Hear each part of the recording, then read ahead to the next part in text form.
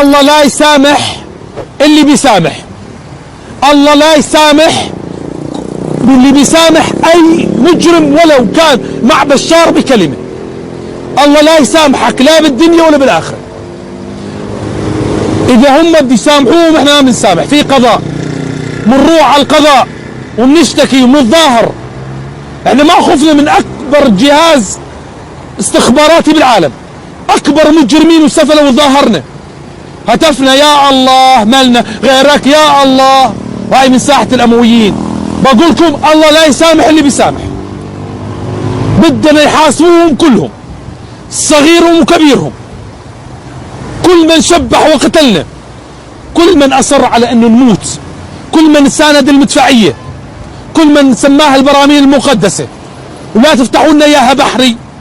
علاقاتنا مع الدول مش علاقاتنا. الكويت منعت دخول اي ارهابي من اللي فاتوا عليها بالتسعين لا 30 25 سنة.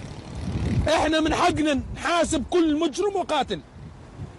انا بشوف المجرمين بتمشوا قاعدين قلبي قاعد بيعتصر دم.